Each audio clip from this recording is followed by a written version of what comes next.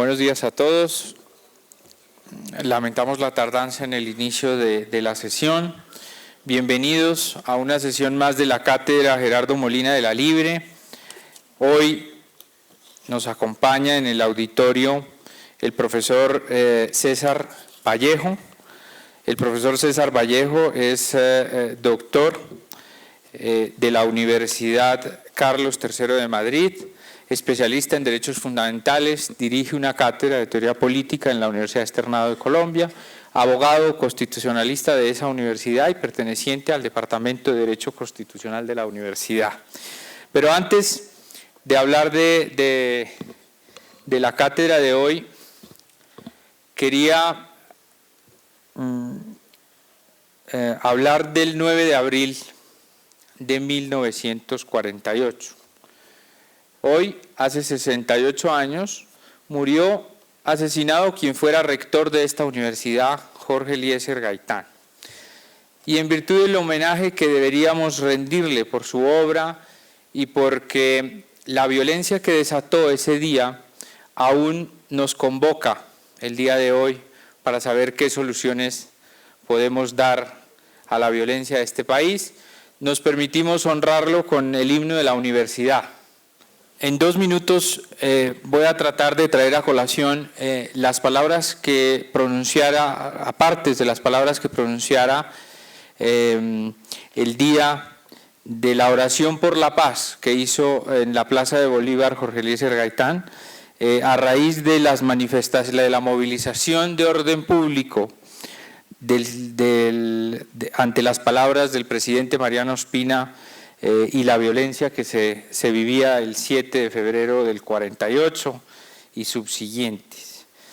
No me he engañado cuando he dicho que creo en la conciencia del pueblo, porque ese concepto ha sido ratificado ampliamente en esta demostración, donde los vítores y los aplausos desaparecen para que solo se escuche el rumor emocionado de las millares de banderas negras que aquí se han traído para recordar a nuestros hombres villanamente asesinados. Señor Presidente, serenamente, tranquilamente, con la emoción que atraviesa el espíritu de los ciudadanos que llenan esta plaza, os pedimos que ejerzáis vuestro mandato, el mismo que os ha dado el pueblo, para devolver al país la tranquilidad pública. Todo depende ahora de vos. Quienes anegan en sangre el territorio de la patria cesarían en su ciega perfidia. Esos espíritus de mala intención callarían al simple imperio de vuestra voluntad. Amamos hondamente a esta nación y no queremos que nuestra barca victoriosa tenga que navegar sobre ríos de sangre hacia el puerto de su destino inexorable. Señor Presidente, en esta ocasión no os reclamamos tesis económicas o políticas, apenas os pedimos que nuestra patria no transite por caminos que nos avergüencen ante propios y extraños. Os pedimos hechos de paz y de civilización. Tras esas palabras de hace muchos años, la Universidad Libre ha tomado como bandera este año en la cátedra que rinde nombre a Gerardo Molina precisamente esa frase de Jorge Eliezer Gaitán en la plaza pública y que la tienen ahí: la paz se construye con hechos, hechos de paz. No hay mayor factor de resiliencia frente al conflicto que la oportunidad de educarse. Esto lo comprendió Benjamín Herrera desde principios de siglo y su respuesta al conflicto no fue otra que fundar una universidad como la Universidad Libre. El trabajo de la Libre en respuesta a los esfuerzos por alcanzar la paz a lo largo del siglo han sido memorables para el país y han permitido siempre buscar solución al principal motivo del conflicto, la exclusión social y la falta de oportunidad que las regiones padecen cuando la presencia institucional es escasa. La Universidad Libre extendió su cobertura de educación en las regiones a partir de 1953 como mecanismo de inclusión social en un país donde los ciudadanos de la región se veían obligados a trasladarse al centro del territorio a cursar sus estudios superiores. Siempre obligaba a la institución a escapar del sectarismo político que impedía ofrecer una cátedra libre y pluralista que defendía la autonomía universitaria.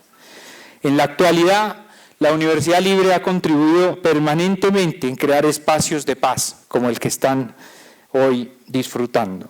Las reflexiones en la búsqueda de mejores caminos para alcanzar la paz son permanentes. El apoyo que la universidad ha dado a realizar pedagogía de los acuerdos y en construir de manera crítica reflexiones en distintos escenarios públicos y privados. Sin embargo, es insistente el deseo de la comunidad de la Universidad Libre en construir la paz con hechos. Estos hechos de paz, sin duda alguna, tienen como clave el no desconocer las causas del conflicto armado. Es por eso que la Universidad Libre ha estado ligada de manera inexorable a la historia del conflicto armado colombiano, precisamente por su manera de enfrentar el problema social a través de la educación. Ya desde las aulas, donde se insiste en el desarrollo de valores éticos y actitudes para la paz, que garanticen comportamientos de reconocimiento y consideración por el otro, promueve la tolerancia como mecanismo para reducir la intensidad del conflicto social. Su política financiera y sus sistemas de becas y financiación que permite ofrecer una educación superior de calidad con costos adecuados, ha dado como resultado la construcción de espacios de equidad en sus instalaciones y campus universitarios, que a la vez han servido socialmente para las polarizaciones económicas y sociales. Por lo tanto, la reconstrucción del tejido social de las regiones donde hace presencia la Libre es una de sus misiones, quizá de mayor trascendencia. Es innegable que tras la firma de los acuerdos de paz, tras la última negociación con las guerrillas alzadas en armas, significará sin duda la reconstrucción social, no solo de su marco de acción, sino fundamentalmente del fondo socioeconómico causa del conflicto. La reconstrucción y rehabilitación ha sido una tarea transversal en las actividades académicas de la universidad.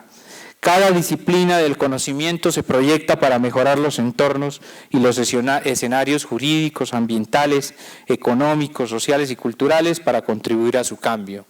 La universidad promueve la inclusión social, desarrollando habilidades profesionales para permitir la empleabilidad de la población, evadiendo la pobreza. Este trabajo silencioso de docentes, estudiantes, egresados y miembros de una comunidad universitaria tan grande se ha hecho de la mano de las comunidades, de las regiones y de las poblaciones muchas veces colapsadas por el conflicto. Es este sin duda un homenaje que se le hace a los fundadores de la Libre y que se trae hoy en conmemoración a esos 68 años de la muerte de quien fuera rector Jorge Eliezer Gaitán.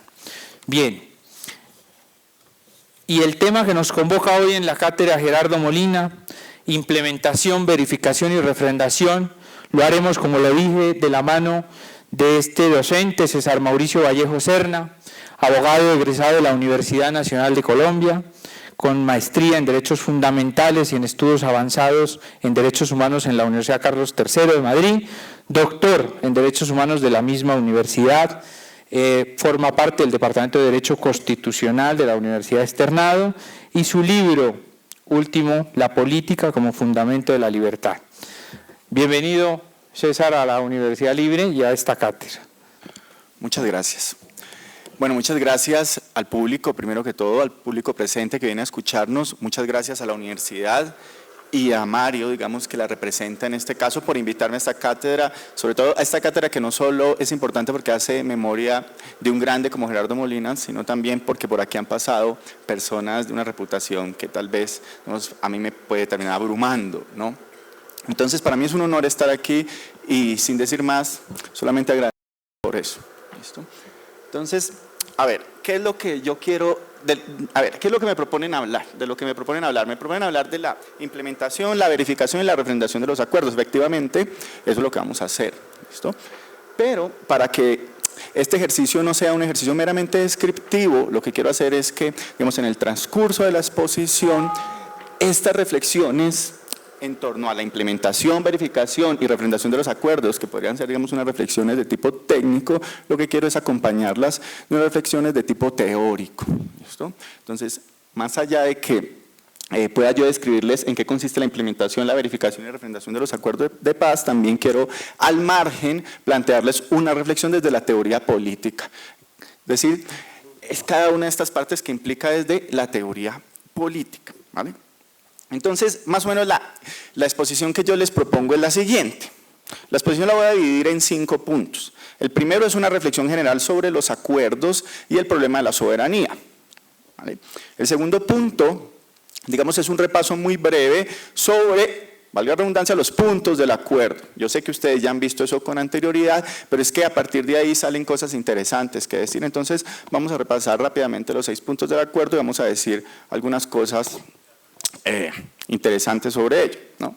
El tercer punto, digamos, es un tema también de teoría política, que es el problema de la legitimidad democrática. Ya van a ver cómo lo engancho con la exposición, ¿vale? El cuarto punto es un punto más descriptivo, más específico, que es una descripción de los aspectos de la ley de implementación que en este momento está cursando en el Congreso. Y por último, vamos a hacer una reflexión en torno al costo de la paz, ¿vale? Entonces, sin ser más, pues vamos a pasar a la exposición. A ver. Bueno. Lo primero es hacer una reflexión sobre los acuerdos y la soberanía. A ver, yo planteo 3 puntos. Uno, los elementos del Estado y el monopolio de la fuerza. Otro, un paralelo que se puede hacer con Nicaragua, el derecho internacional como Estado de naturaleza. Y el tercero, digamos, es una reflexión en torno a lo que implica el acuerdo.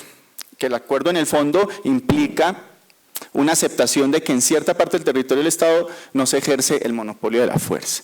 A ver, quiero hacer primero una reflexión, esta reflexión desde la teoría del Estado. ¿Qué significa un acuerdo de paz como el que está llevando el gobierno con la guerrilla desde el punto de vista de la teoría del Estado?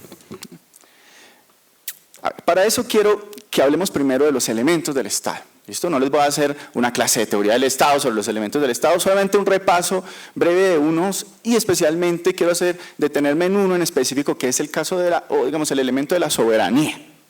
¿Vale? A ver, ¿cuáles son los elementos del Estado? Los elementos del Estado son varios, digamos, la tipología no está muy clara, pero digamos que esencialmente hay unos que son muy lógicos, digamos que tienen mucho sentido, que es un Estado no es Estado si no tiene un territorio, ¿cierto? Un Estado no es Estado si no tiene una población. Ahí caben algunas excepciones. Existieron estados que no tenían territorio, por ejemplo, Israel, ¿vale? Pero digamos que por lo general se espera que un Estado tenga territorio y que tenga población. Y aparte de esos, digamos, elementos físicos, ¿vale?, se habla de la soberanía y del monopolio de la fuerza. Digamos que la soberanía tiene 2 aspectos. Tiene un aspecto hacia afuera, un aspecto exterior y un aspecto interior. ¿Cuál sería el aspecto exterior? El aspecto exterior tiene que ver con esta pregunta. ¿Quién dice que un Estado es Estado? Pues por lo general lo dicen otros Estados. Es decir, ¿de qué depende que un Estado sea tenido en cuenta como Estado, sea, digamos, o que se entienda o que se respete como un Estado? Pues eso no lo define el propio Estado, sino los otros Estados que lo aceptan como tal. Digamos que ese es un aspecto exterior de la soberanía. Los otros Estados lo aceptan como tal, siempre y cuando este Estado demuestre que efectivamente él ejerce el monopolio de la fuerza en su territorio, digamos, y sobre su población, ¿vale? Y tiene un aspecto interno, que es que realmente él ejerce el monopolio de la fuerza sobre todas las partes del territorio. Aquí es donde viene el problema. Y es que los acuerdos, nos guste o no, significan, o digamos, tienen como un efecto el reconocimiento de que el Estado evidentemente no ejerce, el Estado colombiano evidentemente no ejerce el monopolio de la fuerza sobre todo el territorio. Esto es algo que puede generar controversias, pero que si uno se va a los hechos, pues tiene que terminar aceptándolo. ¿Listo? Hay territorios, hay partes del territorio colombiano donde el Estado no ejerce el monopolio de la fuerza. No vamos a dar nombres porque no se trata de estigmatizar, digamos, lugares específicos, pero es así, ¿vale? Es así. Entonces, ahí surge una primera reflexión, y esta primera reflexión la quiero hacer a través de un caso, del planteamiento de un caso. ¿Listo? Imaginémonos que estamos en un territorio de estos donde el Estado no ejerce monopolio de la fuerza. ¿Cuál puede ser el representante más pequeño, la cabeza más pequeña del Estado en un territorio? No sé, tal vez en esto me equivoco, pero yo diría que un inspector de policía. ¿Listo? Hay lugares donde no existe ni siquiera inspector de policía, ¿vale? Pero en estos lugares de Colombia, por el hecho de que no exista ni siquiera un inspector de policía, y mucho menos un juez, un maestro, digamos, un alcalde, ¿vale?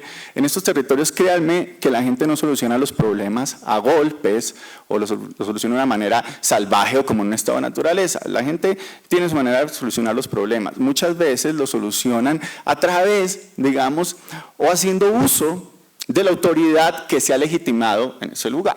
Sí.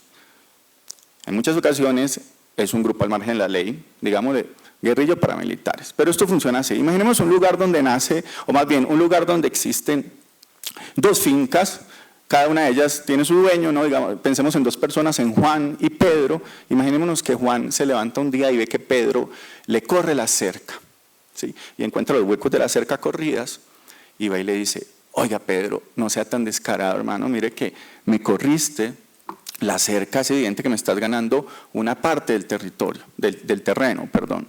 Entonces Pedro le dice: ¿sabes qué? No me importa. ¿Qué vas a hacer? En un territorio de esos, digamos, un territorio de estos, imaginemos un territorio donde la guerrilla sea la que haya ejercido el monopolio de la fuerza durante largo tiempo, las cosas, ¿cómo se solucionarían?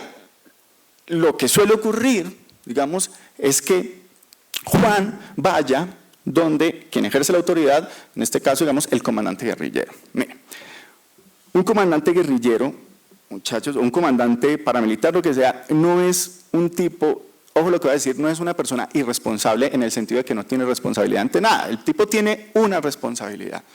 Bueno, tiene varias responsabilidades, pero tiene una responsabilidad esencial, y es la responsabilidad frente a la estructura de mando. Entonces, ¿y en qué consiste esa responsabilidad? Esencialmente en mantener el orden sobre el territorio. Las razones pueden ser altruistas o no, ¿vale? Eso no importa. Pero, digamos, hay una razón objetiva, y es que él no puede dejar que esto en términos coloquiales se le desmadre, por decirlo de alguna manera. ¿Listo? Porque a la larga es quien tiene que responder. Entonces, evidentemente hay una responsabilidad y por lo tanto el comandante va a tener que tomar una decisión al respecto, ¿sí? Frente a este caso particular de Juan y Pedro. ¿Cuál puede ser la decisión? Hombre, por más que sea un comandante paramilitar, por más que sea un comandante guerrillero, eso no es óbice para que no tenga un concepto fundamental de justicia. Que lo tenga y lo aplique, o que no lo aplique, es otra cosa. Pero evidentemente lo debe tener, si es un tipo racional. ¿Listo? Y si no tiene ninguna componenda particular, digamos, con Pedro, que le corrió la... Digamos, si ejerce como un operador neutral frente a este problema, ¿vale? Lo más lógico es que él tome una decisión al respecto y que esa decisión haga uso, digamos, de un concepto de justicia. ¿Cuál sería la decisión en esos términos? Que Pedro le tenga que correr la cerca otra vez y la ponga en el lugar donde estaba antes. Ah, bueno, okay. ¿Qué pasa si Pedro le dice al comandante: ¿sabe qué, comandante? No quiero correr la cerca. ¿Qué puede hacer el comandante? Muchos dirán, lo fusila ahí mismo o lo amenaza con matarlo. Ahí viene una primera pregunta, y es esta: ¿en qué se diferencia, digamos, este tipo de actuación a la del Estado? Digamos que el comandante llegue y diga: bueno, Pedro, si no corre la cerca, aquí tengo un pelotón dispuesto a fusilarte. Evidentemente se va directamente al uso de la fuerza. Okay. ¿Qué diferencia hay en este tipo de actuación con la del Estado? Si nos ponemos a ver, en sentido lato, no hay ningún tipo de diferencia, porque a la larga el Estado lo que hace es, para hacer cumplir sus órdenes, lo que hace es hacer uso de la fuerza. ¿Vale? Un policía está totalmente legitimado a hacer uso de la fuerza para retener a un ladrón que coge infraganti o a un tipo que comete un crimen, y en el momento en que el tipo se resista al arresto, el policía está totalmente legitimado para detenerlo por la fuerza. Y si aún así, digamos, el tipo utiliza una fuerza en contra del policía, el policía o el agente del Estado, digamos, tiene incluso la posibilidad de llegar a matarlo. Entonces, incluso la posibilidad de matar a una persona hace parte de la legitimidad que está amparada por la legalidad del Estado. ¿Listo? Entonces, sobre este punto parece que no existe la diferencia entre la decisión de este comandante guerrillero en este territorio y la decisión de un operador jurídico del Estado. ¿Dónde vendría la diferencia? Especialmente en dos conceptos. En el concepto de legalidad y legitimidad. Lo primero que uno pensaría, ¿no? El grupo guerrillero, lo primero que dirían es: el grupo guerrillero no tiene una legalidad, en el sentido en que no tiene un cuerpo legal previamente establecido con vocación de permanencia y que puede ser conocido por todos, ¿vale? Y por otro lado, digamos, dicen que no es legítimo porque las leyes, o más bien las normas que emite este comandante guerrillero, no son producto de un acuerdo como una constitución o un pacto político, sino que nacen simplemente de la arbitrariedad de él, ¿vale? Okay. Eso en principio parecería cierto. ¿Listo? Pero si lo tomamos con pinzas o si le damos más vueltas a la tuerca, nos damos cuenta de que puede que no sea tan cierto. Porque incluso en ambos casos, es decir, tanto el Estado como el grupo, al margen de la ley, gozan de legitimidad y legalidad. ¿sí? En el caso de las FARC, el caso de las FARC es más evidente, porque las FARC ustedes saben que incluso en sus territorios emiten leyes, ¿sí? La ley 01, la ley 02, ellos sacan una especie de ley, entonces incluso tienen un marco legal publicitado, positivado, es decir, existen documentos como tal. Incluso en casos en que no existieran documentos, también se puede hablar de la legalidad de un grupo de bandidos. Esa es una gran pregunta que se hacía Kelsen, ¿no? ¿En qué se diferencia el derecho del Estado del derecho de un grupo de bandidos? ¿Vale? Si uno se pone a ver la mafia, no hablemos ya además de otros grupos que le hacen competencia de monopolio de la fuerza y en el ejercicio de la resolución de conflictos, vemos al Estado, hablemos de la mafia, por ejemplo. La mafia, por más que no tenga códigos escritos, digamos que tiene una especie de legalidad, ¿sí? Una legalidad tácita que todo el mundo conoce, ¿vale? Nosotros, sin necesidad de ser mafiosos, tenemos claro cuáles son las normas de la mafia, o por lo menos tenemos algunas normas claras, por lo menos una de ellas, digamos, los delatores se mueren. Eso no necesita estar escrito, pero digamos que cumpliría con los requisitos de legalidad en tanto es una norma que conocen todos con anterioridad, ¿vale? Que conocen todos con anterioridad. A ver, ¿cómo así que conocen todos con anterioridad? Pues imagínense, el delator, si un delator delata a su jefe mafioso, ¿qué es lo primero que hace? Pues huye antes de que lo mate. ¿Por qué huye? Porque sabe que ha incumplido una norma que existía con anterioridad. Y el día que desgraciadamente lo cojan los sicarios, digamos, y lo vayan a matar, él no va a hacer la pregunta de ¿y por qué me vas a matar? No le va a hacer la pregunta porque sabe por qué lo va a matar. Lo sabe porque ha incumplido una norma que conocía con anterioridad. Entonces, si vamos a ese sentido laxo de la legalidad, incluso un grupo mafioso, y en este caso, digamos, la guerrilla, digamos, en este caso la guerrilla, pues también tendría una especie de legalidad. Entonces, en eso no se diferenciaría del todo, tal vez se quedaría una pata coja en el argumento de la diferenciación por vía de la legalidad. ¿Listo? Y el otro punto, la legitimidad, digamos que ahí sí se nos complica mucho más, porque en muchas ocasiones el grupo de bandidos o el grupo al margen de la ley goza de mayor legitimidad que la del propio Estado. Entonces, frente a la pregunta de en qué se diferencia el derecho del Estado de las normas que emite un grupo de personas, digamos, de bandidos o un grupo al margen de la ley, pues digamos que nos surge un interrogante gigantesco que es difícil de responder, ¿vale? Digamos que en general lo que se podría decir es que sí hay una diferencia fundamental. La diferencia fundamental es que las normas del Estado provienen de una Constitución y esas normas, en tanto provienen de una Constitución, gozan de una legitimidad que no tienen las normas o, digamos, las órdenes de un grupo de bandidos. Porque la Constitución es un pacto y en tanto es un pacto, vamos a hacer principio del derecho internacional, pacta sunt servanda, lo pactado es para cumplirse. Si las personas pactaron libremente aceptar la Constitución, por lo tanto tienen que cumplirla. Ahí nos surgen otras preguntas y es qué pasa con las personas que no, si esa aceptación debe ser expresa o no, pero sobre eso no nos vamos a meter, ¿vale? Porque se nos amplía mucho. Entonces, lo que quiero decirles aquí sobre este primer punto es que en el fondo el acuerdo implica la aceptación de que el Estado no tiene el monopolio de la fuerza, no ejerce el monopolio de la fuerza sobre la totalidad del territorio, nos guste o no. ¿Listo? Nos guste o no. Entonces, ok, sobre el paralelo con Nicaragua, bueno, quería hacer esa reflexión porque como está de moda, digamos, el tema de Nicaragua lo tenía ahí, pero lo voy a tratar de hacer rápido, ¿listo? Miren, en el fondo esto consiste, en el fondo incluso no solo el derecho interno, sino el derecho internacional, en el fondo consiste en quién tiene la capacidad de usar la fuerza. ¿Sí? Y eso es lo que pasa con Nicaragua. Digamos, Nicaragua tiene el derecho, pero no tiene la fuerza. Desgraciadamente, eso es lo que pasa. Ahí está una sentencia en tribunal internacional, una sentencia, digamos, sistema de derecho internacional que Colombia siempre ha cumplido y que ahora se niega a cumplir. ¿Por qué Colombia se niega a cumplir la sentencia en contra de Nicaragua? La sentencia que tiene en contra en el caso de Nicaragua, por una razón fundamental, porque Colombia es más fuerte que Nicaragua. Eso hay que aceptarlo, muchachos. ¿Listo? ¿Por qué Estados Unidos no cumple las normas de derecho internacional, incluso los pactos que ha ratificado? Pues porque es más fuerte que todos. ¿Sí? Entonces, en el fondo, tanto en el derecho internacional como en el derecho interno, todo depende de quién monopoliza el uso de la fuerza. ¿Vale? Entonces, en este caso, en el caso de las negociaciones, digamos, también volvemos al mismo tema, ¿no? ¿Quién tiene el monopolio de la fuerza?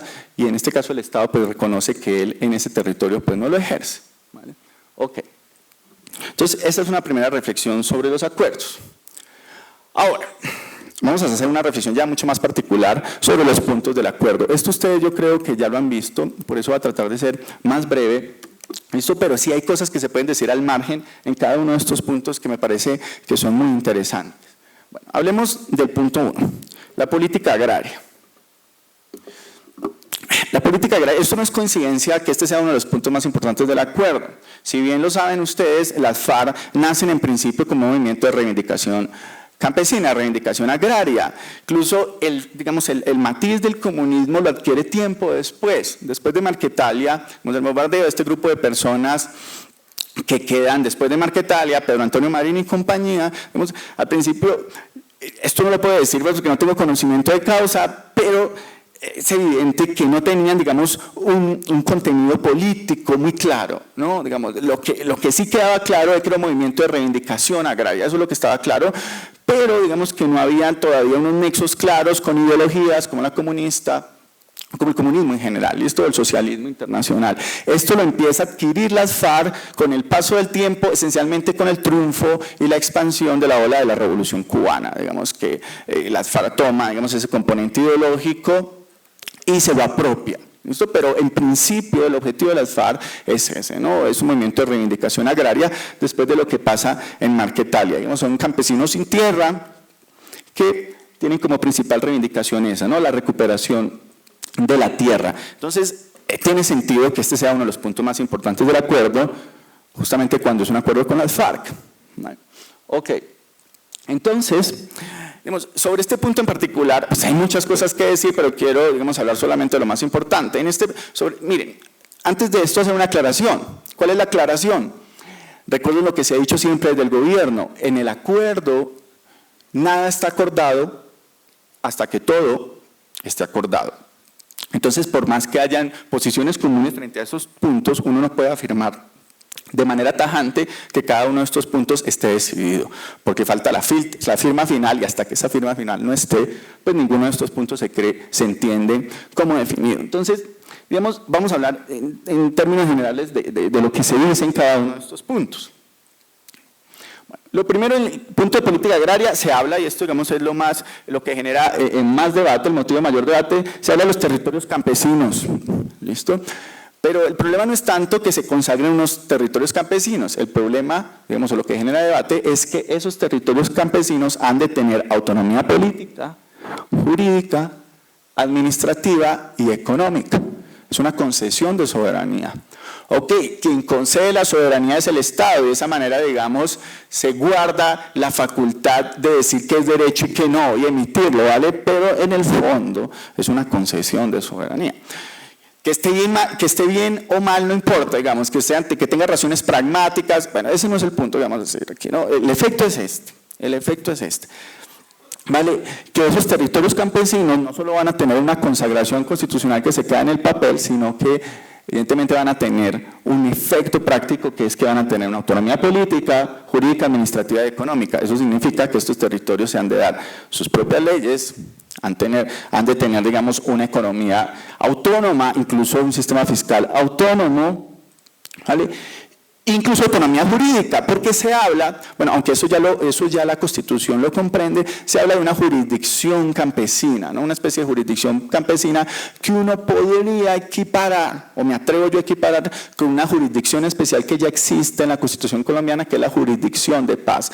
Digamos que en esto el Estado colombiano ya ha avanzado mucho, el pluralismo jurídico ha llevado a que el Estado reconozca que hay formas de administrar justicia que no necesariamente vienen de las manos estatales, y por eso se ha reconocido, digamos, la autonomía de la justicia indígena y la autonomía de la justicia de paz. ¿Quiénes son los jueces de paz? Pues unos líderes comunitarios escogidos para tal caso, para unos casos específicos, y estas personas pues pueden emitir sentencias basadas en equidad, incluso apartándose, digamos, del aparato legal. Yo me imagino que es algo que funcionaría más o menos como eso, ¿vale? Frente a la autonomía jurídica, digamos que ya se habría avanzado un poco. El problema tal vez sería con la autonomía política y la autonomía económica.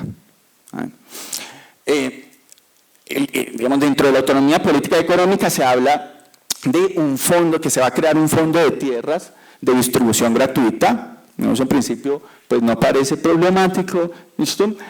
Y se dice que estas tierras se van a administrar de manera colectiva porque la propiedad digamos, la propiedad es una propiedad no particular, no una propiedad privada, sino que la propiedad se va a ejercer de manera colectiva. Hay un cambio también desde el punto de vista constitucional. Digamos, hay un problema al que se van a enfrentar también, ¿vale?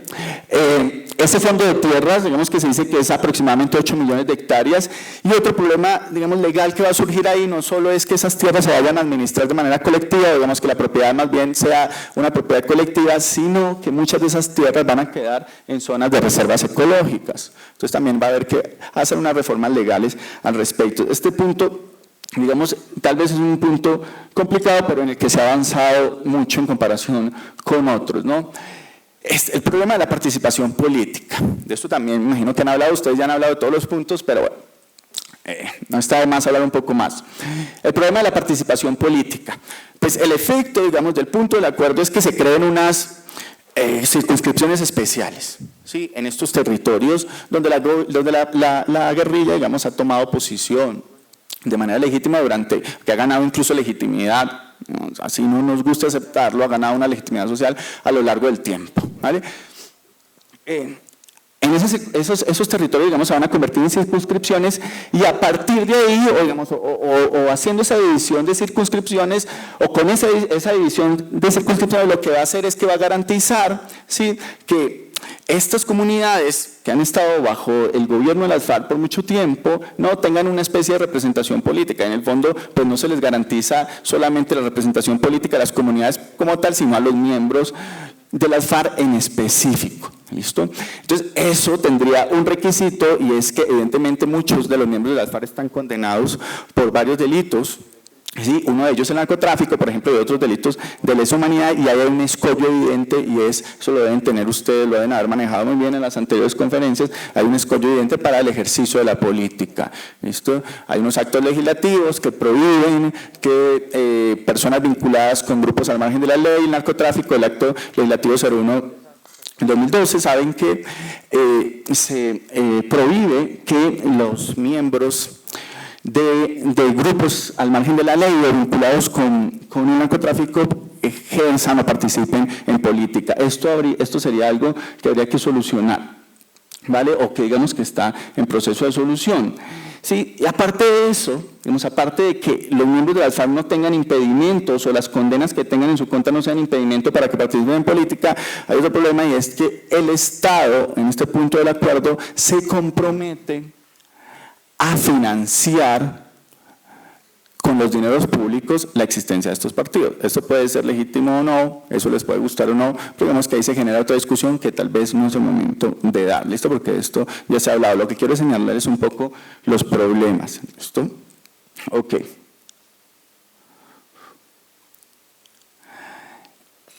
Bueno, pero sobre este punto de la participación política quiero decir algo. Bueno, tratar de avanzar. El delito político. Miren, en Colombia la rebelión, ¿qué es? La rebelión es un delito. ¿Vale? Digamos, técnicamente la rebelión es un delito, ¿sí? Pero si tú te pones a ver, si uno se pone a ver, la rebelión dentro de la tradición de la teoría política no es un delito, es un derecho y un deber. Es un derecho y un deber. No voy a ver a las tesis contractualistas, solo les voy a hacer un repaso por algunos de los principales instrumentos jurídicos, no del mundo socialista, digamos, no del mundo comunista, o digamos, de la historia de la izquierda, no. Les voy a hacer un repaso pequeño desde la concepción liberal del Estado y de la sociedad. Dentro de la concepción dentro de la concepción liberal del Estado y la sociedad, la rebelión siempre ha sido un derecho, y más que un derecho, óigase bien, ha sido un deber, ¿sí? De esto existe constancia en instrumentos jurídicos importantísimos. Por ejemplo, empecemos hablando de la Declaración de Derechos del Hombre y Ciudadano del 1789, cuando en el segundo artículo dice: estos específicamente son los derechos naturales del hombre. Nombra 4, nada más 4: libertad, seguridad,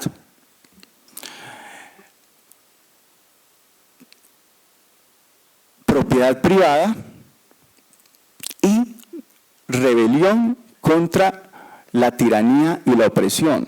Es decir, solo nombra 4 artículos, o más bien, perdón, solo nombra 4 derechos, ¿sí? Y entre ellos incluye la rebelión contra la tiranía y la opresión. ¿Listo?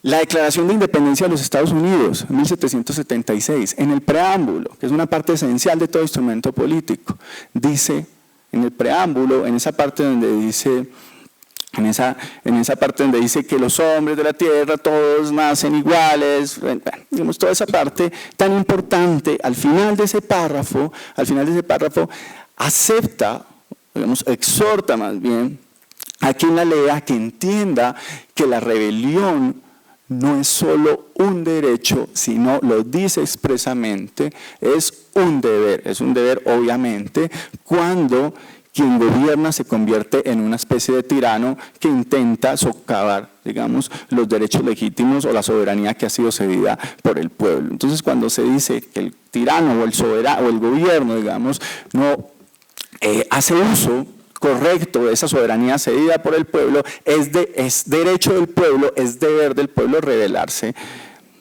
digamos, contra él. Entonces, incluso en leyes mucho más recientes, la ley fundamental de Bonn, que es la Constitución alemana, digamos, en el artículo 20 consagra el derecho de todos los alemanes a rebelarse contra la tiranía y la opresión. La Declaración Universal de Derechos Humanos, en su preámbulo también dice que esa declaración tiene un sentido, y ese sentido es que el hombre no se vea compelido a usar el recurso supremo de la rebelión contra la tiranía y la opresión. Lo está reconociendo la misma declaración como un recurso supremo, no solo porque es el más importante, sino también porque sería el último recurso, ¿no? Es un recurso al que habría que recurrir como una especie de bomba atómica, pero la reconoce como derecho. ¿Listo? Miren, todos son ejemplos de la tradición liberal, Entonces, según la tradición liberal, de la que entiendo yo, Colombia hace parte, de la que hace parte la Constitución colombiana, ¿sí? La tradición liberal acoge la rebelión, no como un delito, sino como un derecho del ciudadano. ¿Qué es la rebelión en Colombia? Lo vimos en principio, es un delito. ¿Tiene sentido que sea un delito? Sí, porque es que constitucionalmente, en un instrumento como la Constitución, no es posible incluir no tendría un sentido lógico incluir una cláusula que permita a las personas rebelarse a la Constitución. Digamos que sería como poner un botón de autodestrucción en la Constitución para que cualquier persona en cualquier momento, en una ley que no le convenga o no le apetezca, pues la presione y autodestruye, digamos, toda la seguridad jurídica y con eso destruya todo el aparato jurídico. ¿Listo? Entonces no tiene un sentido lógico incluir una cláusula constitucional que permita la rebelión. Pero Colombia, digamos, haciendo parte de esa tradición, por más que incluya la rebelión como un delito, le da un tratamiento especial, digamos, y dentro de ese punto de vista acoge la tesis liberal de que la rebelión, pues no digamos que no la acoge como un derecho, pero sí acepta que la rebelión, digamos, es un comportamiento intrínseco a las sociedades, incluso muchas veces necesario, y por eso es que le da un tratamiento especial al delito político, un tratamiento especial no solo porque es un delito que es amnistiable, digamos, sino también porque es un delito que tiene unas penas menores, ¿vale? Entonces, esa reflexión en torno al delito político es importante en este caso de la participación política, en el sentido en que no hay que jalarse mucho el pelo, no hay que jalarse mucho el cabello cuando uno le dicen que personas condenadas por delitos tan graves, digamos, como la rebelión, van a participar en política. Yo creo que ahí no es el problema. El problema finalmente, o más bien el problema especialmente en este caso es con las condenas de otro tipo de las personas que son condenadas por otro tipo de delitos, no por delitos asociados con la rebelión, sino con delitos como el narcotráfico y delitos como los delitos de lesa humanidad. Ahí es donde está el gran problema, ¿vale? Digamos que lo de los delitos que tienen que ver con la rebelión ya está solucionado de alguna manera por la tradición, ¿vale? Entonces ahí viene, yo creo que el gran problema y es qué pasa con la participación política de aquellas personas que están condenadas por delitos como narcotráfico o como lesa humanidad. Bueno, otro punto de la solución al problema de las drogas ilícitas. En este punto, digamos, se llegó a un acuerdo de alguna manera y es aceptar, y eso también, digamos, desde un punto de vista pragmático es válido, ¿listo? Aceptar que el combustible de esta guerra en las últimas décadas ha sido el narcotráfico. ¿Listo? Entonces, tratar de desligar el narcotráfico del conflicto, yo sé que ha sido una tarea que muchos han emprendido, pero es una tarea bien difícil, porque, o por no decir imposible, porque evidentemente el narcotráfico no ha estado desligado del conflicto. El narcotráfico ha sido un motor del conflicto. No se puede entender el conflicto sin el narcotráfico. El narcotráfico puede, digamos, ser un delito autónomo, pero en el marco del conflicto hace parte, digamos, de todo este entramado que es necesario entender, digamos, pues para darle una solución integral, ¿vale? Entonces, digamos que en el acuerdo ha habido un avance frente a eso. Se ha aceptado que el narcotráfico no es un delito meramente autónomo, que el narcotráfico hace parte, históricamente ha sido parte de la financiación del conflicto, por lo tanto ha sido parte del mismo, ¿sí? Bueno, ahorita me equivocaba, yo les decía que estaba el acto legislativo 01 del 2012, no es acto legislativo 01 del 2012, perdón, el acto legislativo 01 del 2009, que habla sobre la imposibilidad de las personas condenadas por delitos como narcotráfico, listo, de participar en política. Entonces, en este punto también, digamos, nos enfrentamos a este problema. También se acuerda algo, y es que el tratamiento al problema del narcotráfico ya no se va a hacer desde el punto de vista criminal, sino desde un punto de vista sanitario, ¿no? Tratar, digamos, en ese punto, sobre ese punto el gobierno ya ha avanzado, ¿no? Y se habla también de la erradicación manual y el respeto del uso ancestral de matas como la coca o la marihuana. ¿Listo? Bueno, avancemos un poco en eso. El punto de víctimas. Aquí el gran problema está en definir quiénes son víctimas y victimarios. Sí, digamos, eso es lo más importante sobre este punto, definir quiénes son víctimas y victimarios. Y en eso se avanzó mucho. ¿Por qué? Porque pues, las FARC partían de que ya eran víctimas, y eso lo termina reconociendo el Estado, termina reconociendo que las FARC son víctimas, pero digamos que las FARC hacen su parte cuando reconocen que aparte de víctimas también son victimarios. ¿Listo? Entonces, digamos, desde ese punto de vista hay un acuerdo, hay un gran avance. Las FARC nunca lo han reconocido, lo reconocen a partir del acuerdo, que así como son víctimas, son victimarios. Obviamente a ellos se les reconoce también la calidad de víctimas. E igualmente el Estado se presenta como víctima, pero digamos también el Estado hace su parte cuando reconoce que también ha sido victimario. ¿Listo? Entonces, digamos, esto también supone un gran avance, ¿vale? Y hay otro gran lío que es para solucionar, que es el de la verdad, la justicia, la reparación y la no repetición, ¿vale? Esto tal vez hablamos más adelante cuando hablamos de la Corte Penal Internacional. Otro punto que es el fin del conflicto. Vemos que en ese estamos un poco empantanados en este momento. ¿Listo?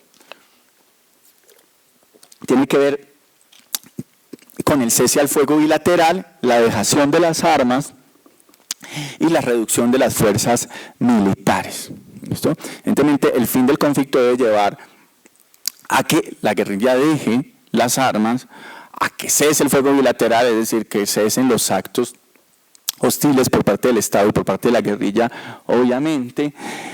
Y se supone que al no existir, digamos, la guerrilla, en un escenario ideal, digamos, se supone que al desmovilizarse gran parte de los grupos guerrilleros no va a ser necesario que tengamos tantas fuerzas armadas. Colombia, ustedes lo saben, en un promedio per cápita, es uno de los países que tiene más fuerzas armadas en el mundo. Entonces sería necesario que se redujera las Fuerzas Armadas, el número de Fuerzas Armadas, y ahí tal vez esto vinculado con el punto anterior, hay un problema con el fin del conflicto que no se ha podido solucionar, y es los eventuales, que el conflicto no podría, tendría un peligro, y es que no quedaría del todo cerrado si queda esa ventana de la Corte Penal Internacional. La Corte Penal Internacional ha sido ambigua, yo creo que ha sido un poco ambigua frente a lo que ha dicho ante el conflicto. Ha mostrado su apoyo, pero al mismo tiempo ha reconocido que si este acuerdo no cumple con un mínimo de estándares internacionales, ella no se va, digamos, no va a dejar de actuar en consecuencia. Es decir, no se va a dejar de declarar competente en violaciones graves, delitos de lesa humanidad, violaciones que afectan los derechos humanos. Entonces, esa puerta todavía no se ha cerrado.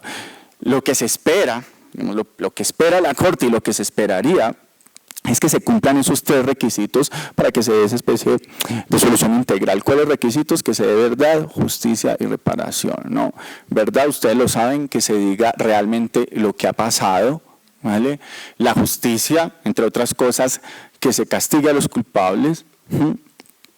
Y la reparación, pues hombre, que las personas que hayan sido víctimas se les repare no solo materialmente, sino también simbólicamente, ¿no? Y la garantía de no repetición, la garantía de que esto nunca va a volver a pasar. Si no se cumplen estos aspectos, en un mínimo, ¿cierto? La Corte Penal Internacional está, se declara, lo ha planteado así, ¿no? Lo ha planteado así que se va a declarar competente en el caso en que ninguno de estos, o más bien la totalidad de estos requisitos no se cumplan a cabalidad, ¿no? Entonces queda esa puerta abierta que le hace dar, y eso hay que entenderlo también, ¿no? Que a los miembros de las FARC le hace dar un poco de miedo porque saben que si esa ventana queda abierta, después lo que se ha firmado con el gobierno puede venirse al traste por una decisión de un ente internacional como la Corte Penal, ¿vale? Entonces esa es una garantía que no se la puede dar de lleno a las FARC y ahí están un poco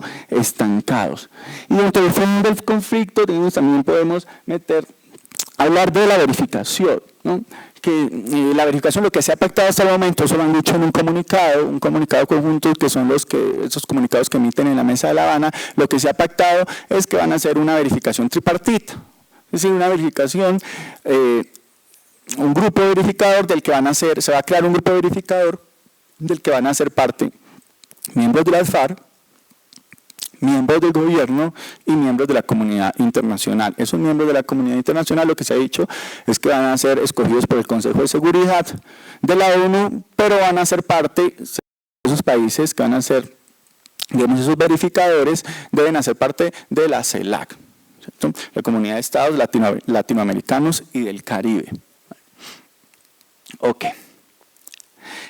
Y por último, digamos, está también, y esto tampoco está definido del todo, los mecanismos de refrendación del acuerdo. ¿Listo? Más que mecanismos de refrendación, yo les llamo los mecanismos de legitimación. ¿Sí? ¿Qué legitimidad se le va a otorgar al acuerdo? La legitimidad, evidentemente, en principio debe ser una legitimidad ciudadana. Por eso lo que propone el gobierno es darle una legitimidad desde la herramienta del referendo. El referendo como herramienta para darle legitimidad a los acuerdos. Lo que propone la guerrilla, sí, ha sido la Asamblea Nacional Constituyente. ¿Vale? Ok, hay un problema también al que nos enfrentamos y es el de la sustitución de la Constitución. ¿Por qué hay que refrendar los acuerdos? ¿Por qué hay que darle legitimidad a los acuerdos? Porque uno de los efectos del acuerdo va a ser la modificación sustancial de la Constitución.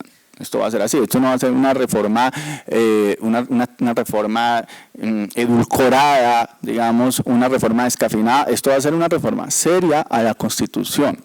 ¿Listo? Entonces, como va a ser una reforma seria y profunda a la Constitución, o va a implicar una reforma seria y profunda a la Constitución, nos enfrentamos al problema de la sustitución constitucional. Evidentemente las constituciones no deben ser rígidas. ¿Listo? Las constituciones deben ser dinámicas, deben cambiar con el tiempo, deben, eso sí, tener un cierto componente de rigidez para que, digamos, no vayan dando bandazos con cambios mínimos, digamos, en la sociedad, ¿no? Digamos, eso lo tiene que tener claro. La Constitución debe ser rígida hasta un punto más o menos sensato, ¿vale? Debe tener mecanismos de modificación para que le permitan adaptarse a las realidades sociales, ¿vale? El problema es cuáles deben ser esos mecanismos de modificación, ¿sí? Entonces, de ahí aparece la tesis de la sustitución constitucional, y es que la Constitución en principio no se debe sustituir, pero si se ha de sustituir, se debe hacer a través de unos procedimientos muy especiales, muy específicos, ¿vale? Entonces, digamos, en general tenemos que en general la Constitución prevé ella misma 3 formas de reformarse, ¿no? Una es los actos legislativos, otra es la Asamblea Nacional Constituyente y otra es el referendo, ¿vale? Entonces, dentro de esos 2 mecanismos, las FARC optan por la Asamblea Nacional Constituyente y el gobierno opta por el referendo.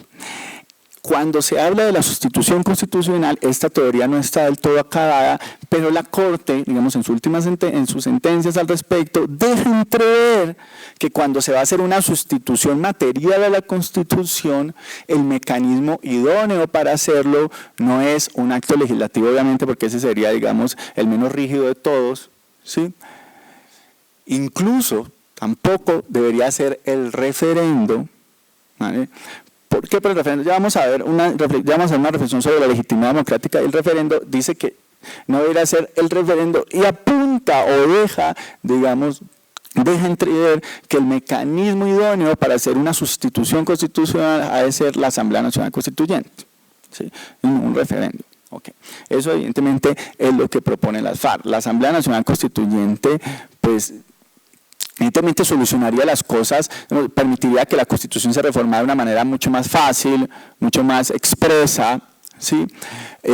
Con un procedimiento mucho más sumario, si se quiere, ¿vale?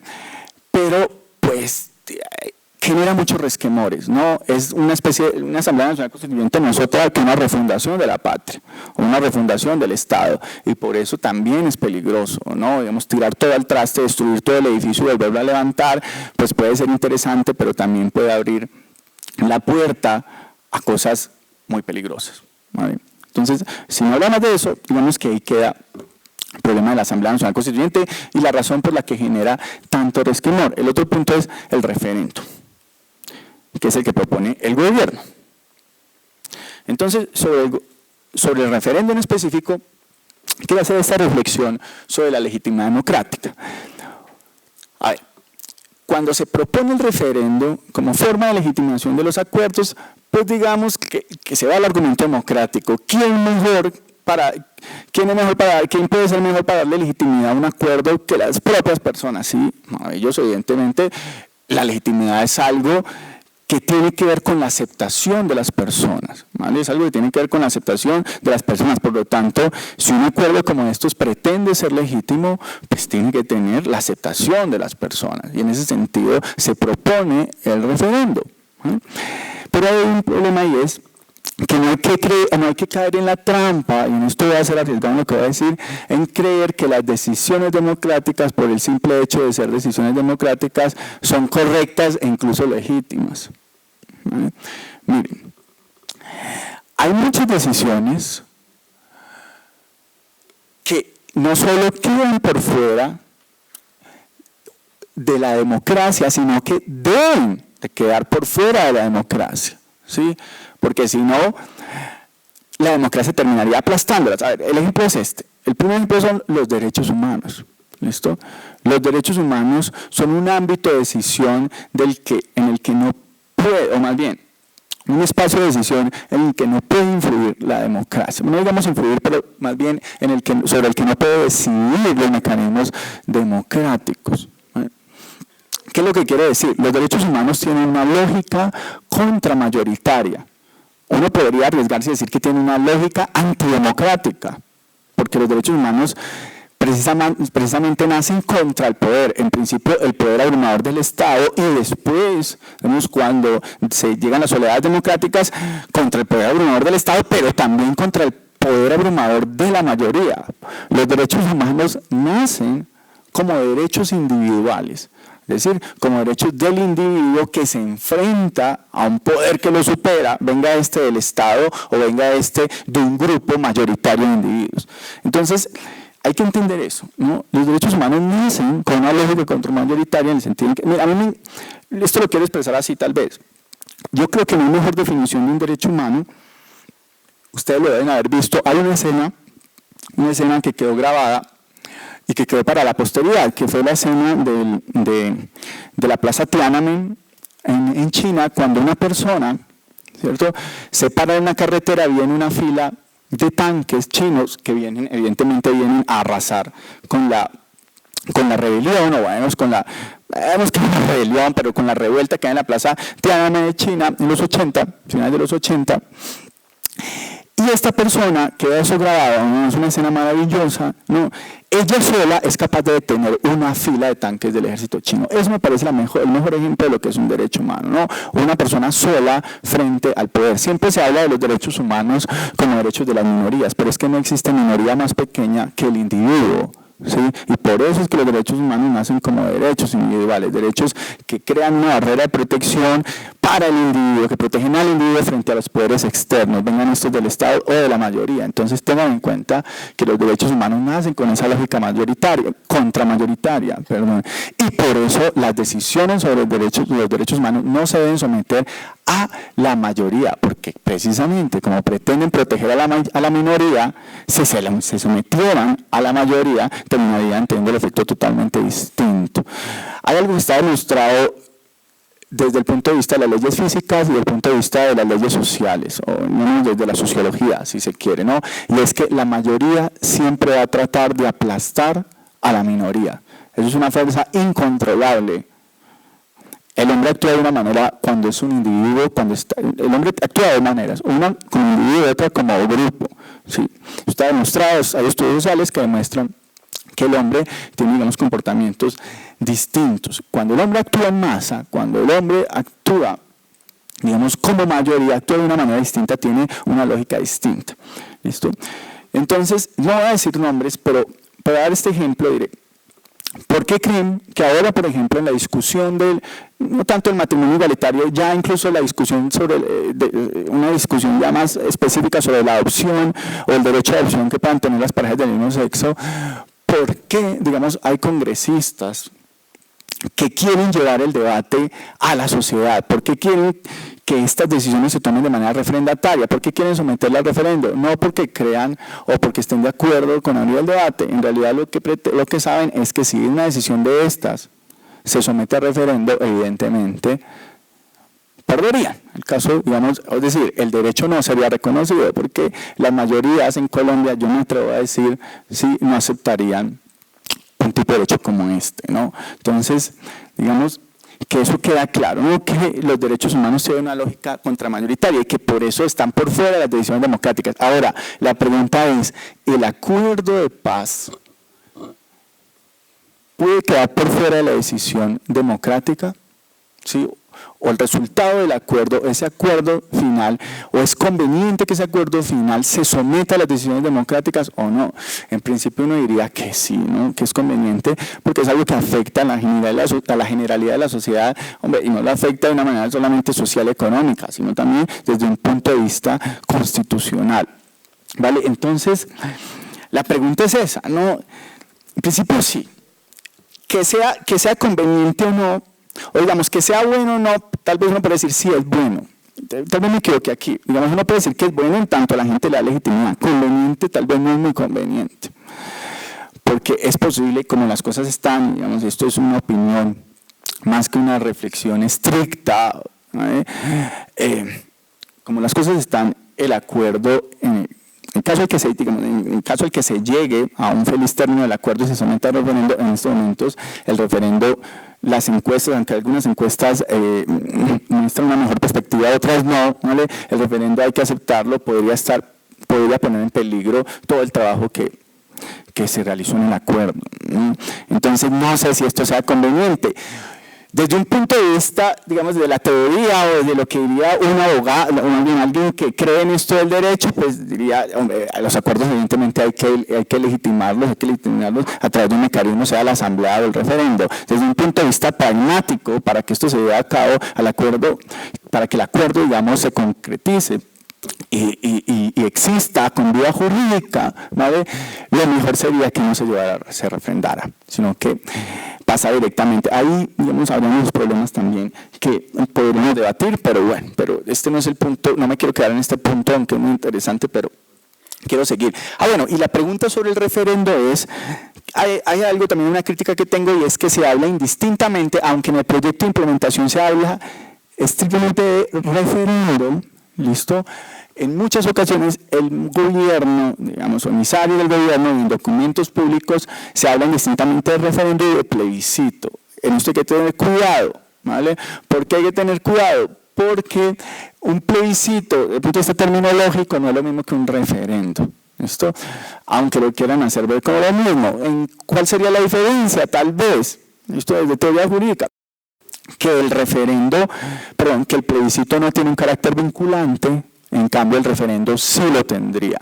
Entonces, por eso es importante definir el término, porque si lo que se va a hacer es un plebiscito, ¿vale?, que daría la posibilidad, estoy hablando esto de teoría jurídica, digamos, no sé cómo lo está entendiendo el gobierno, la diferencia entre plebiscito y referendo, pero por lo menos desde el punto de vista como yo lo entiendo, el plebiscito, el resultado del plebiscito no es vinculante.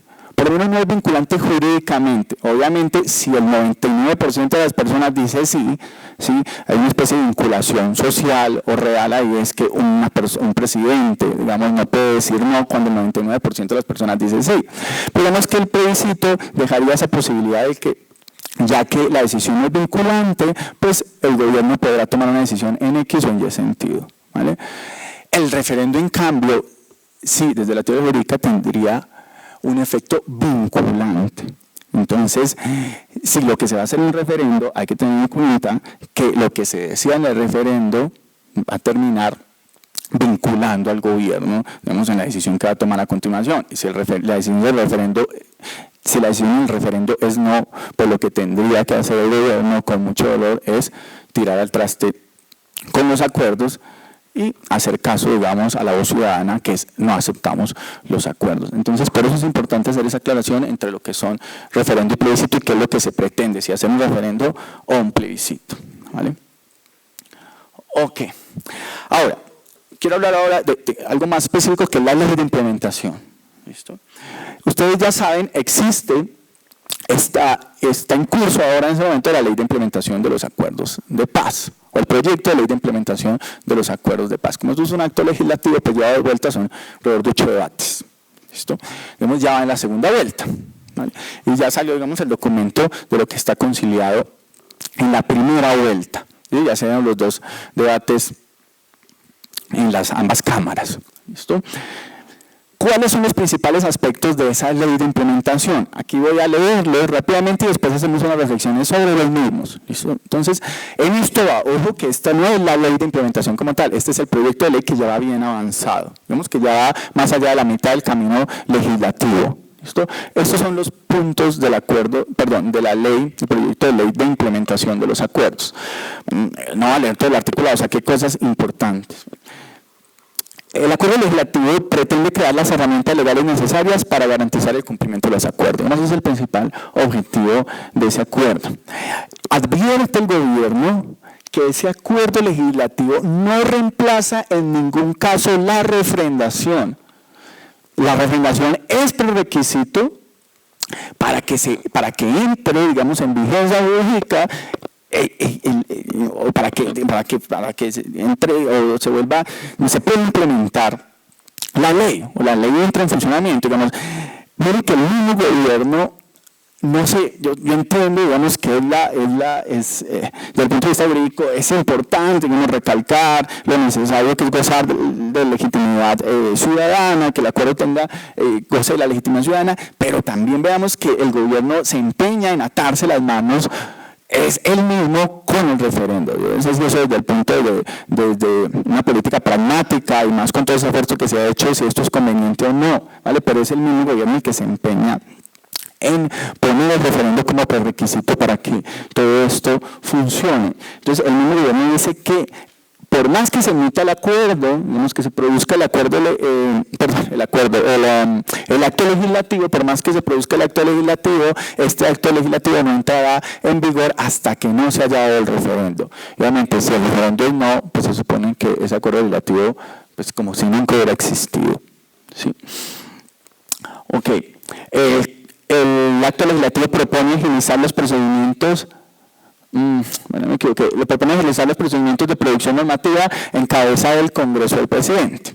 Digamos, eso es el quid del asunto en la implementación de los acuerdos, en la ley de implementación, y es cómo agilizar, cómo reducir los procedimientos de trámite legislativo. Miren que hay una reforma profunda a la Constitución. Reducir de 8 debates a 4, ¿sí? la producción de un acto legislativo, pues una reforma constitucional gigantesca.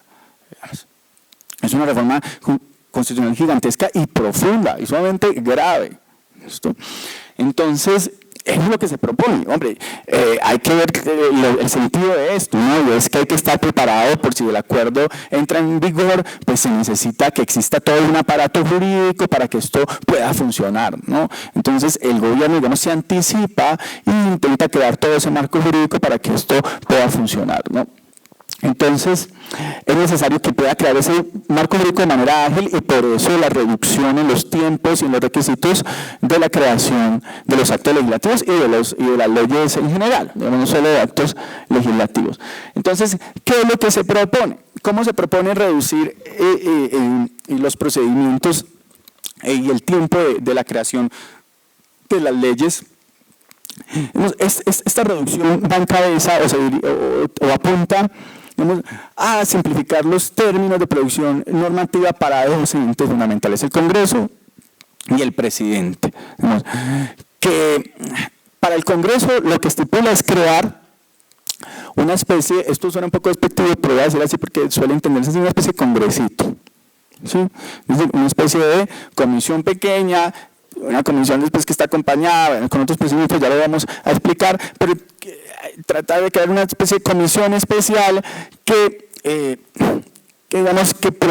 lleve a cabo de manera sumaria, rápida, ágil, ¿sí?, la producción de todo este aparato normativo que se va a necesitar para la implementación de los acuerdos. Lo mismo con el presidente, ¿no? Al presidente lo que se le dará es unas facultades extraordinarias para que él pueda emitir decretos con fuerza de ley, pues también para que participe, digamos, en toda la creación del marco jurídico que se necesita para que esto se implemente.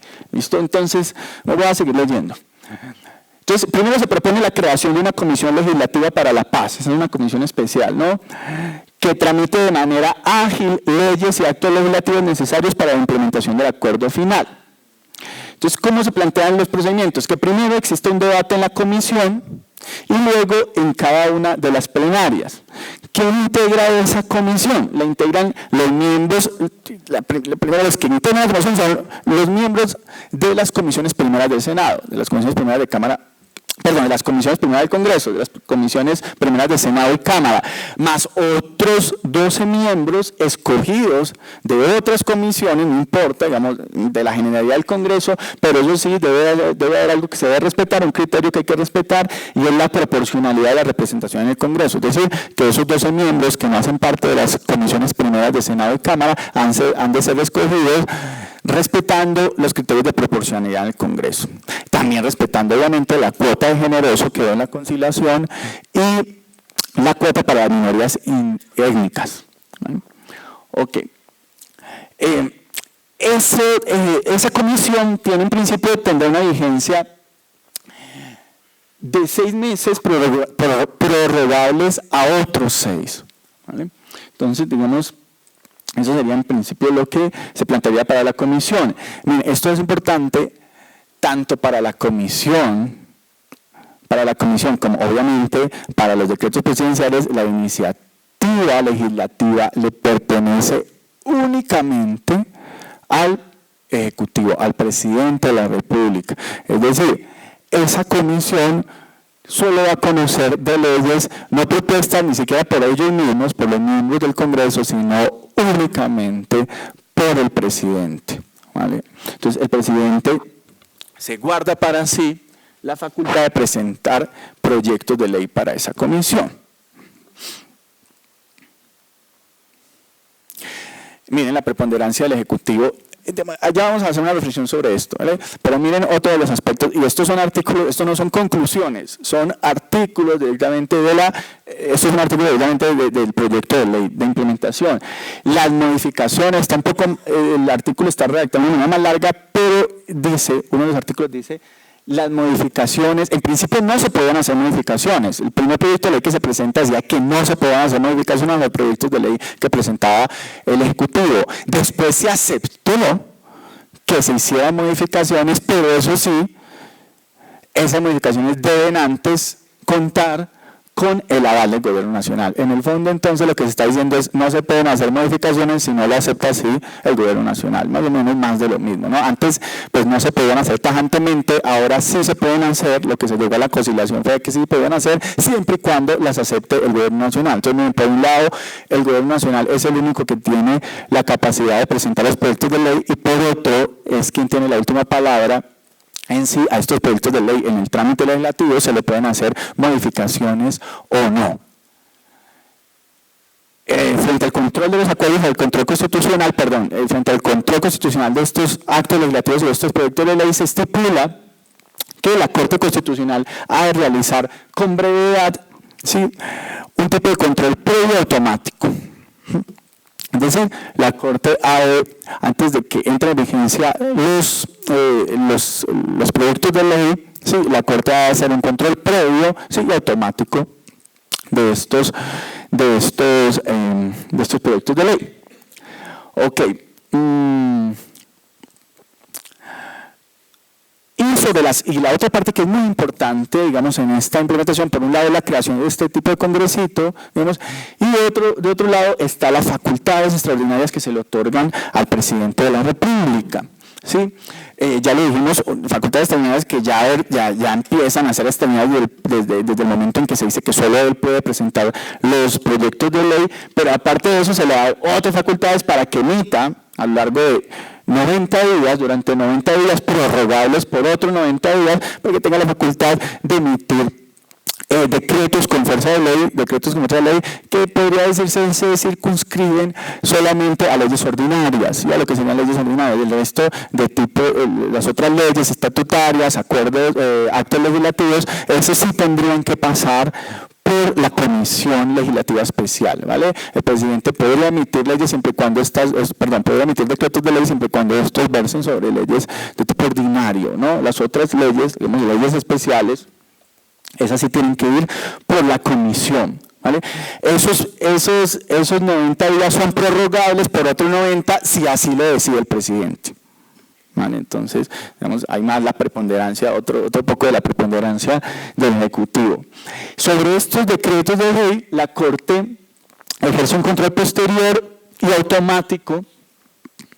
En eso cambia un poco con las leyes que emite la Comisión, ¿vale? Porque en la Comisión el control que hace la Corte es previo, aquí es posterior, ¿vale? Pero en los dos es automático.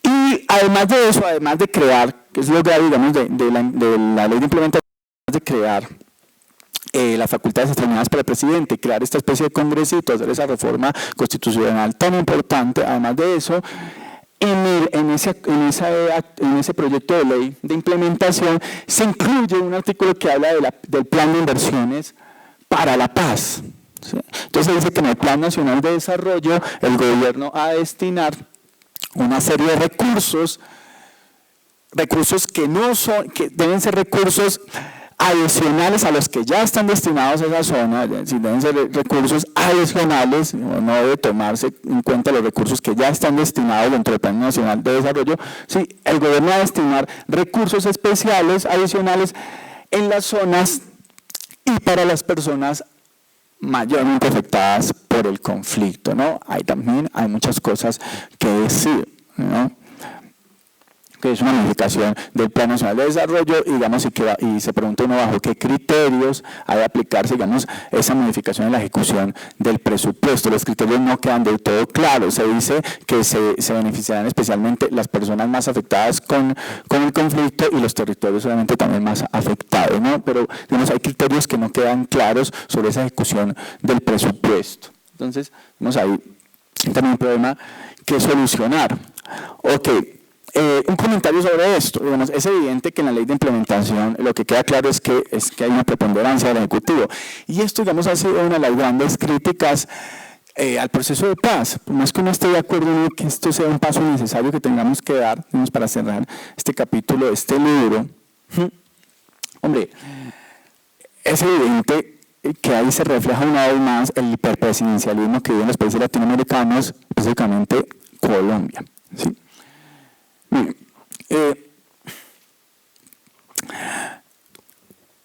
sobre esto quiero hacer una pequeña reflexión. Ya digamos, ya estamos, queda un punto más y ya vamos acabando, ¿listo? Entonces voy a darme un poquito el tiempo para hablar de esto. El presidencialismo, esta ya es una reflexión desde el presidencialismo, de la teoría del presidencialismo, y un poco pensar sobre lo que ocurre en Colombia y lo que ocurre, digamos, en general en los países latinoamericanos, que digamos que son el ejemplo clásico de presidencialismo. Digamos, no el ejemplo clásico, sino el ejemplo mayoritario, porque el ejemplo clásico pues es Estados Unidos. El presidencialismo es algo que se inventan los norteamericanos. ¿Por qué se inventan los norteamericanos esta vaina del presidencialismo? Porque, perdón que abra este paréntesis y que me vaya un poquito por las ramas, pero esto es una reflexión que quiero hacer. Miren, ¿por qué se inventan ellos este presidencialismo? Porque cuando ellos se enfrentan, como las 13 colonias se enfrentan al Imperio Británico, bueno, cuando se enfrentan a la corona británica, cuando se enfrentan a Inglaterra, ¿sí? Y ganan, ¿sí? Ellos se dan cuenta de algo. Como antes eran 13 colonias, y se enfrentan y ganan, bueno, está la discusión de si deben permanecer como 13 colonias autónomas o si deben crear un estado nuevo, y ahí resultan, digamos, los Estados Unidos de América, y es ese sentido por el que son estados federales, ¿no? Los estados que mantienen cierta autonomía fiscal y legislativa. Entonces, Estados Unidos aparece como un estado federal, o nace como un estado federal por su misma historia, no es una razón de la historia, no, son 13 colonias independientes que se unen por una razón específica, que es enfrentar a los ingleses, colonias que entre ellas se odiaban, pues no se odiaban a muerte, pero no es que fueran amistosas, digamos, se hacen amistosas o actúan de manera conjunta por motivo de la guerra con Inglaterra. ¿Vale? Acuérdense. Entonces, perdón que me vaya por las manos, pero miren, acuérdense de esto, acuérdense que la población, cuando llegan a Estados Unidos, los primeros pobladores llegan de una manera, por razones muy distintas a las que llegan a Latinoamérica, que llegan allá es por las persecuciones de las guerras de religión.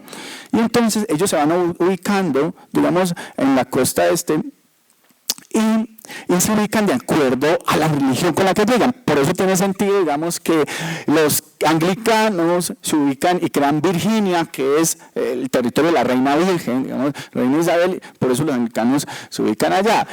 Los católicos, que también llegan huyendo, pues se ubican en una tierra que es la tierra de María, fundan lo que se llama Maryland, ¿no? La tierra de María. Otros protestantes, que son los cuáqueros o los cuáqueros, por cual que temblaban cuando rezaban, otro tipo de protestantes que seguían un tipo que se llamaba William Penn, que es el que funda eso, ¿cierto? Entonces fundan su propio territorio de acuerdo a su religión y fundan Pennsylvania, y así se van ubicando a lo largo de la costa de acuerdo a su propia religión. Entonces, si usted era católico de Maryland, mejor no se pasara a Virginia o mejor no se pasaba a Pensilvania porque podía tener problemas. Por eso, el primer derecho de los norteamericanos es la libertad de cultos. ¿Por qué? Para poderse unir y pelear contra los ingleses era necesario ponerse de acuerdo en algo, y es hagámonos pasitos frente a nuestras principales diferencias, que son las diferencias religiosas. Entonces, por eso la primera enmienda de la Constitución norteamericana es la libertad de culto. Sin ella no se hubieran podido unir. Y por eso la segunda enmienda es el derecho a portar armas. Esto tiene un sentido histórico. Uno ahora puede pensar que los gringos están locos porque todos quieren llevar armas y cómo es que tienen un derecho constitucional a portar armas. Pero lo tienen porque los ingleses les habían prohibido llevar armas con motivo de la revolución que se estaba gestando. Entonces, por eso el primero es, hagámonos pasito, unámonos. Para eso hay que garantizar la libertad de culto. Y segundo, vamos a crear nuestro derecho a portar las armas para podernos enfrentar a los ingleses. Entonces se fundan los Estados Unidos, y después de toda esta carreta para decir esto. Sí, se fundan los Estados Unidos y los Estados Unidos se enfrentan a un grave problema, y es este. Ellos dicen, oiga, somos un Estado federal. Los Estados federales tienen un problema, y es que los Estados federales tienen una fuerza centrífuga. ¿Cómo así que una fuerza centrífuga? Recordemos un poco las lavadoras, ¿no? Usted pone centrifugado, la fuerza centrífuga lo que hace es que tira la ropa hacia afuera. ¿Cómo así con una fuerza centrífuga? Pues hombre, lo que hace un Estado federal es que los estados tienden a separarse. Como hay independencia o hay una autonomía legislativa y fiscal, los estados tienden a separarse uno de otros. Entonces es difícil mantener la unidad de un estado en un estado federal. Los europeos, digamos que tenían una especie de solución para eso, y es quien le daba la unidad al Estado en Europa, ¿sí? Una Europa que también digamos, vivía o que era consciente de sus grandes diferencias culturales, regionales, ¿sí? Sabían que quien le daba unidad al Estado, en esos estados pluriculturales, pues era el rey, ¿cierto? El rey representaba la unidad de la nación. Los estadounidenses se dieron cuenta de que era necesario contrarrestar esa fuerza centrífuga, ¿listo?, de separación de los estados con un rey. Pero pues los estadounidenses no iban a hacer una guerra en contra de una monarquía para que el resultado de todo fuera que ellos se iban a poner después un rey. Entonces, ¿qué se inventan? Se inventan, para no crear un rey, ¿sí?, se inventa la figura del presidente. El presidente es una especie de reyesito. Es una especie de rey, ¿sí?, que no debería su legitimidad una legitimidad carismática o hereditaria, sino de elección popular. ¿Vale? Pero en el fondo es un reyesito. Un reyesito que permite darle unidad al Estado. Muy bien, eso no digamos que funciona perfectamente, pero funciona en Estados Unidos porque digamos que a la fuerza centrífuga se le contraponía una fuerza centrípeta de unión, ¿no? Entonces había una especie de equilibrio entre un Estado federal y una figura central que era la del presidente. Ahora, ¿qué pasa en los estados latinoamericanos? En los estados latinoamericanos que asumen el gobierno el sistema presidencialista, pues esa lucha de fuerzas, ese equilibrio de fuerzas no se da. Porque, por un lado, tenemos al presidente que jala todas las fuerzas hacia adentro, digamos que es una especie de fuerza centrípeta, pero no tenemos como contraparte una fuerza centrífuga porque estos no son estados federados, ni siquiera los estados que se declaran a sí mismos federados, ni siquiera México ni Venezuela son estados federales en estricto sentido, porque no lo son. Entonces, ¿qué pasa?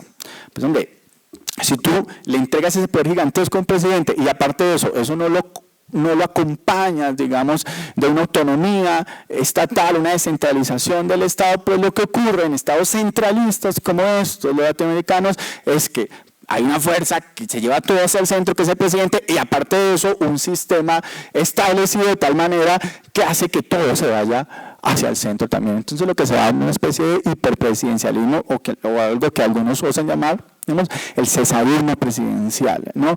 Y ahora, todo esto para decir que una de las grandes críticas del acuerdo es precisamente eso, ¿no? Producto de ese hiperpresidencialismo, si se ponen a ver el proyecto, o más bien los acuerdos de paz, si bien, digamos, plantean un beneficio común, o son una meta común del pueblo colombiano, pareciera, y eso lo deja ver el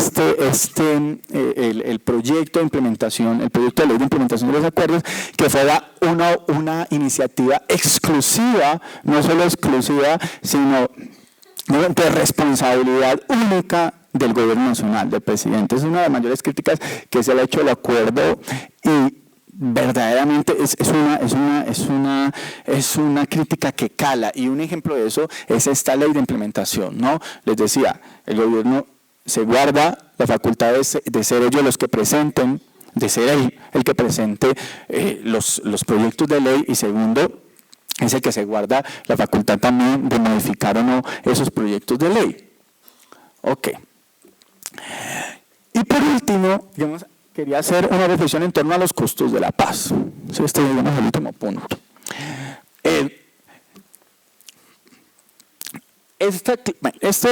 Hay varios datos sobre lo que puede costar la paz. Es muy difícil definirlo, ¿listo? Hay datos del gobierno, digamos, que son los datos más optimistas, y hay otros datos, pues, de entidades que no son tan optimistas. Hay unos datos hay datos que hay que tomar con pinzas, ¿no? Por ejemplo, uno es de Merrill Lynch, que es una calificadora extranjera, digamos, norteamericana, de riesgo, que se encarga de hacer estos estudios. Que uno podría decir que el margen del gasto, lo que se anticipa que podría ser el costo de la paz, gira, o más bien, está en el intervalo entre el 1 y el 3.8% del PIB anual durante 10 años. Eso es más o menos lo que se calcula. Digamos, en cifras del gobierno, el gobierno apunta por la cifra más corta, digamos que es 1.1, 1.2, y algunas calificadoras de riesgo dicen que eso puede llegar incluso casi hasta los 4 puntos del PIB anual durante 10 años. Eso en plata blanca durante los 10 años, serían entre 57.000 millones de dólares o en el caso en que salga casi el 3,8 del PIB, serían alrededor de 186.000 millones de dólares. Es un platal, evidentemente. ¿Un platal que se debería gastar en qué? Pues en principio hay que incluir los gastos para las víctimas, es decir, los gastos de reparación, lo que significaría, digamos, la aplicación de la justicia, todo esto, lo que significaría la reforma rural, ¿listo? Los procesos de desmovilización, la modernización y reforma de las fuerzas militares, ¿sí? La pedagogía, bueno, etcétera. Hay muchos aspectos en los que se ha de gastar ese dinero. ¿Y de dónde provendría ese dinero? Ya el Estado, así nos lo diga, digamos, está gestionando unos préstamos unos grandes préstamos, digamos, en la banca internacional. ¿Sí? Se sabe que hay préstamos con bancos alemanes, hay préstamos alrededor de, se está gestionando un préstamo de más de 300 millones de dólares con un banco alemán. Esto hay mucho cuidado, sobre todo con los bancos, especialmente con los bancos alemanes. Ya sabemos que los bancos alemanes, pues en estos momentos son los dueños de Europa y pueden terminar, gracias al proceso, siendo los dueños también de Colombia. Pero en parte este dinero provendrá de los préstamos. Eso hay que verlo, por eso les digo, la comunidad internacional sale feliz a apoyar los acuerdos, muchos de ellos con buenos motivos, con motivos altruistas, otros tal vez con otros motivos que no son tan sanos ni tan santos como se puede decir, ¿vale? Obviamente esos préstamos no van a alcanzar para pagar semejante suma, ¿sí? Entonces para eso hay que hacer, y por eso estamos, digamos, en este momento, en ese debate, aquí digamos, en Colombia, hay que hacer una reforma tributaria, y es lo que se viene, una reforma tributaria. Una reforma tributaria, evidentemente, para aumentar los impuestos. ¿Listo? Entonces, aparte de los préstamos, hay que hacer una reforma tributaria. Y las donaciones internacionales, créanme que esto no se va a financiar con donaciones meramente internacionales, no, esto esencialmente va a salir de la reforma tributaria y de los préstamos que se consigan por el exterior. Donaciones obviamente va a haber, pero pues eso va a ser un margen discreto de lo que se va a gastar, ¿no? Realmente. Pero ya con esto finalizo, más allá de esa visión un poco pesimista de lo que puede gastar, de lo que se puede costar la paz, hay que ver que si hacemos el costo-beneficio, la relación costo-beneficio, evidentemente la paz va a costar mucho, pero es más lo que se va a ganar con la paz. En términos económicos, no solo en términos sociales, no en términos de tranquilidad social o de paz o de garantía de la paz. En todo caso, los beneficios son mayores a los costos. Se calcula que con la paz Colombia crecería entre 1 y 2 puntos adicionales anuales. Eso es muchísimo. Crecer 1 punto, 2 puntos más es de verdad mucho, mucho. Crecer de manera sostenida 5 puntos durante 10 años son 50 puntos, es decir, casi que se está duplicando el ingreso nacional. ¿Listo? Y se calcula que en estos momentos cada persona, más bien, o que con los acuerdos de paz, cada persona, el ingreso per cápita se subiría $6.000 en promedio por año. Es decir, que más o menos Colombia estaría ganando en ingreso per cápita alrededor, un colombiano estaría en promedio, obviamente eso es un promedio. Listo. Si ya sabemos el índice Gini que tiene Colombia, que aquí la riqueza está concentrada en un reducido sector de la población, pero digamos en el promedio una persona se estaría ganando en estos momentos $12.000 al año, ¿sí? Con la firma del acuerdo de paz se calcula que el ingreso per cápita subiría a 6.000, es decir, que se ganaría alrededor de $18.000 al año. Entonces los beneficios son evidentes. Además, también está claro que la garantía de los derechos económicos, sociales y culturales, ¿sí?, reduce ostensiblemente los costos de la garantía de los derechos civiles y políticos. ¿Qué es lo que quiero decir con esto? Siempre se ha dado la tesis de que garantizar los derechos civiles y políticos, es decir, la garantía de la libertad, la garantía de la propiedad privada, la garantía de la seguridad ciudadana, son obligaciones simplemente de garantía, de restricción del Estado, y que esas obligaciones no generan mayores gastos para el Estado.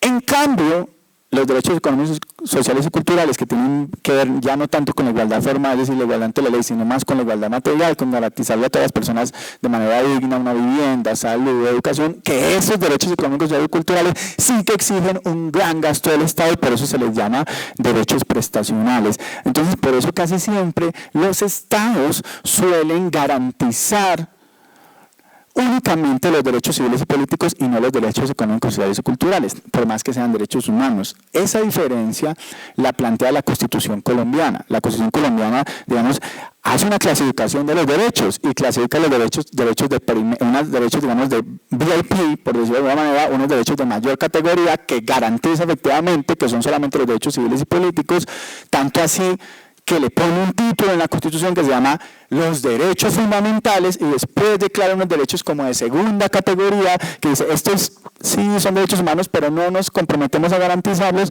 que son los derechos económicos, sociales y culturales, que son derechos como la salud, la educación, la vivienda, bueno, etcétera, ¿no? Entonces siempre se tuvo esa tesis, es que el Estado no puede dedicarse a garantizar los derechos económicos, sociales y culturales porque eso vengaría un gasto gigantesco que no podemos asumir porque son derechos prestacionales. Pura carreta. ¿Por qué carreta? Porque evidentemente, no porque los derechos económicos, sociales y culturales no generen una prestación gigantesca, obviamente la generan, sino porque los derechos de seguridad, de libertad, de ese tipo de garantías individuales también generan un gasto gigantesco. Es más, genera el mayor rubro de gasto del Estado, ¿no?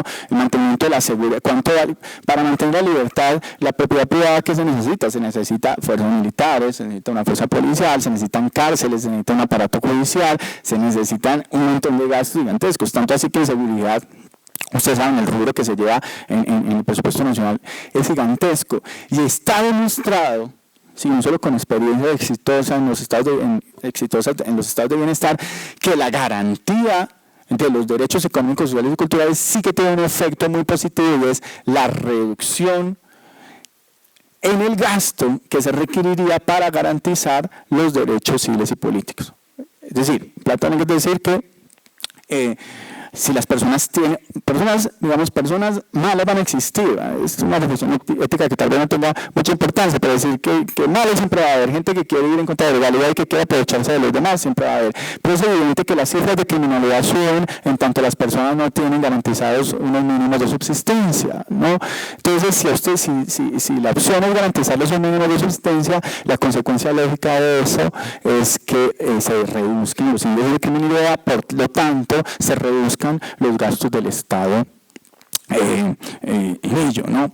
Entonces, claro que la paz es costosa, pero obviamente que será más beneficiosa que costosa, ¿vale?